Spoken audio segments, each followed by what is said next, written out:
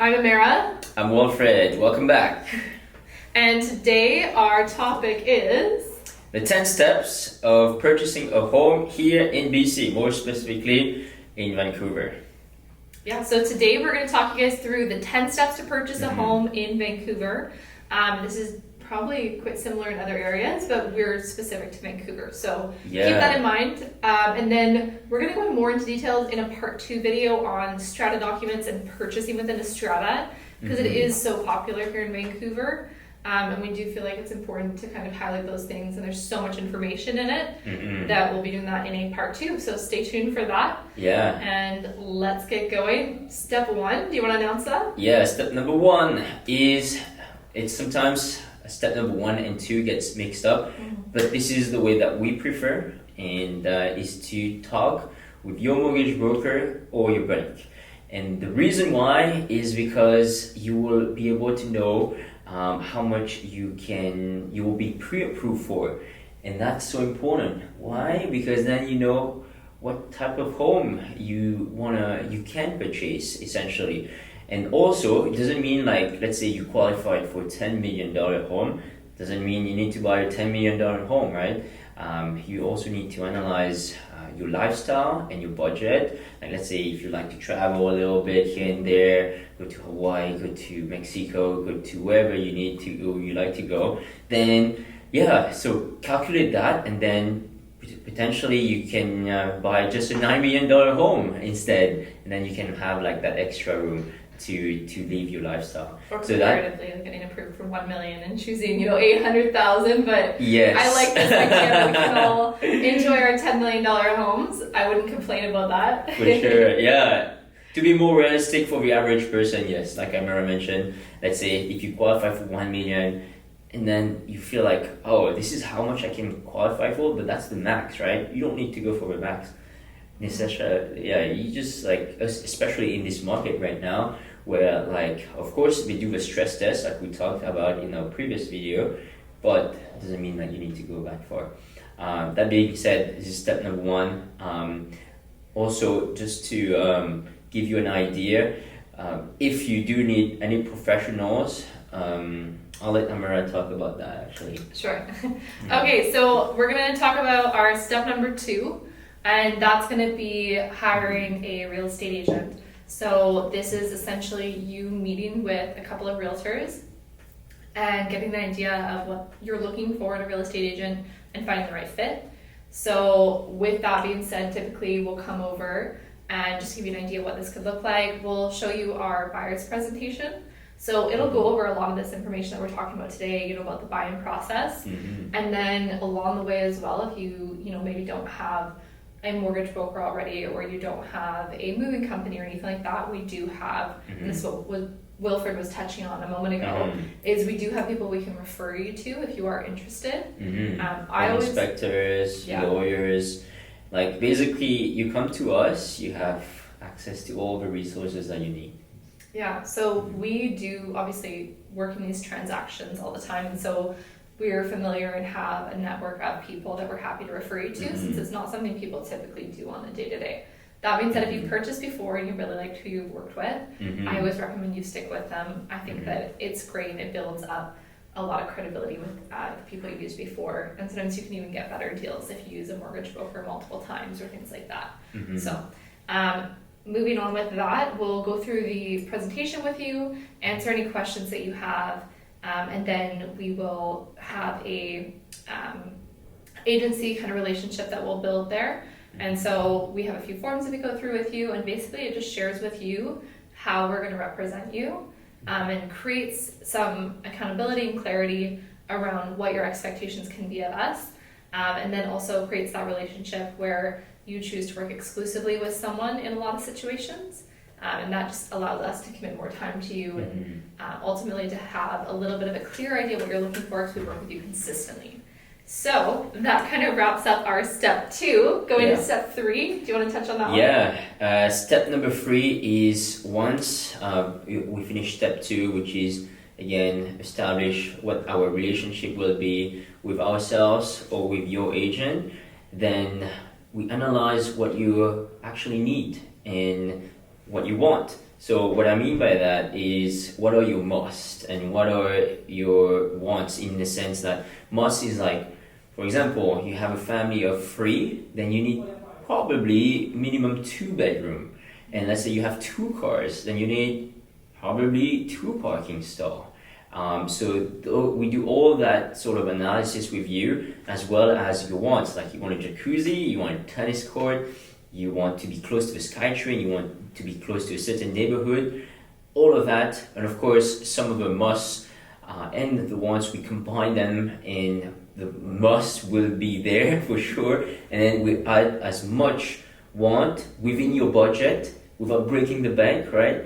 And combine it and to find you the perfect property, which comes out to the next step. Yeah, so the next step in this one here is, yay, we found your dream home. It's property that you're excited about, and we're always really excited for you when you are able to find this one. So after that, what do we do once we find the dream home? After that, we basically decide on the key elements on the offer that we want to make. And that, there's 3 key things. Number 1 is the price. Number 2, or on the date, completion date, which is when legally it changes name from the previous seller to you as the buyer. And then number 3 would be the terms and condition of the contract. So we talked about having on our next episode the due diligence for strata. So just to briefly touch on the key terms and condition would be subject to financing, subject to home inspection, subject to strata documents, reviewing the strata documents, and subject to insurance, so getting insurance on your future home.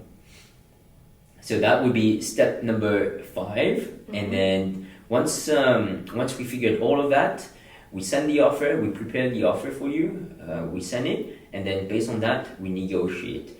And once we negotiate, then we move on to step number 6. Yeah, so hopefully after those negotiations, we have an accepted offer. And with that, you're going to generally have a subject removal date in there. So that'll be for any subjects you put in. Typically, it's about 5 days. So enough time to get your financing set up if that's what you have in there. To have a home inspection, that's, from what I've seen, the most common one is home inspections as one of your subjects. And a few other things, just depending if you're purchasing strata, like I said, we'll touch on later as well, but it would be time to look over those documents there because they are quite extensive. And just a few other due diligence portions. So that'll be your step 6, and then it's your exciting day. You get to remove your subjects. So whenever that day comes, you basically let the sellers know that you were satisfied with all the conditions. For some conditions, it'll be just up to your discretion whether you're satisfied, such as with some home inspection clauses, they'll say subject to buyer's satisfaction. And with others, it may be amount, so it may not be just you saying, yes, I'm okay with it, or no, I'm not. It might actually be a number as well, so say having, repairs or damages under $5,000, and then if it was over, then you would have that option to back out. Yeah, there's definitely a lot of details which would be too much for this video, but once we remove subject, which is typically, I would say, like 5 to 10 business days. Sometimes it's way less, sometimes it could be 2. At the beginning of the year, there was no subjects at all. Some people were just buying it cash. And by cash or no subject, it just means that we don't put any terms and conditions, which is, of course, riskier for you as a buyer. It's great for the seller, though, because we don't need to wait and be in the unknown of whether, as a buyer, you will remove subject or not. So, that being said, would you like to add anything on step number 6? No, I don't think so. It's just an exciting time. We're always really excited when those subjects get removed. It's kind of like one of those last, you've held your breath and you get to let it go a little bit. It's great. It's nice to see everyone get to relax and finally actually celebrate a bit. For sure. And that's basically because then the deal is firm and binding. So then we have a legally binding contract. But before then, we need to do all our due diligence, of course, before it's a firm deal. So moving on to step number 7, it would be to select a lawyer. And like we mentioned, we have worked with many lawyers and other professionals. A lawyer would be the next step. And then you would be able to select when to close on the property. So typically you would reach out to the lawyer 1-2 weeks prior to completion date. And then, but prior, you need to send the documents, which is step number 7. Great. And step number 8 is a similar category. It has to do with hiring out to other professionals. So you're going to actually want to get insurance on your property, and you'll want to set that up for either the completion date or the possession date. Sometimes they are 1 day apart. That's what I typically recommend. And it just allows everyone to have time to get the deal finalized. And then making sure your insurance is on there, because the last thing you want is to have a home come into your name and not have insurance and have something happen the day before you move in or the day that you move in.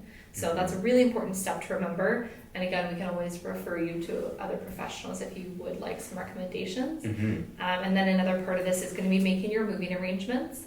So this can be, really stressful for a lot of people, and there's thankfully lots of resources available today to help. There's people that can help you pack, people that can help you move all your boxes, people that can set up your furniture, whatever it is that you need. People can help you clean. We do have professionals that we're happy to recommend to you for that. So reach out if you are interested, and definitely get that set up in advance as far as you can. I think it's just such a big relief to know that it's all good to go. And it's always a little bit hectic. There's almost nothing you can do to prevent having a little bit of stress on move day mixed in with the excitement, but whatever we can do to help, whatever we can do to recommend people who can help you with that, we're happy to. Yeah. Number 9 would be to go to the lawyer. And again, like I mentioned, it would be 1-2 weeks ahead of the completion date to schedule that time. And then you would go typically on completion date to sign the papers, and that's when the money gets transferred, the title gets transferred, everything is firm, and everything happens behind the scene for you. You just need to read the paperwork, make sure all the mortgage terms are okay with you. Of course, you would have an idea prior, but you just confirm by signing the papers and making it more official in that sense. So once that's done, then that's pretty much it. And then we have the last step. Last step is going to be your possession date. So this is the day that we give you the keys, we give you the gift basket, and we say congratulations, and you get to finally either move in or start preparing your investment property. So it's a really exciting day for everyone involved. It's something we really enjoy getting to celebrate with our clients. It's the best time. Yeah. And you get the keys, like Amara mentioned, and it's time for celebrations. Yeah, and this is when the whole process is finally wrapped up. From there, I know for myself and Wilfred, we like to make sure that you have support afterwards as well. So if you have any questions afterwards, any concerns, or in general, maybe you want to have someone come in and stage your home if it's for yourself or whatever that may be, we're there to support you and to help you. If you need to sell your home, we can help you with that afterwards.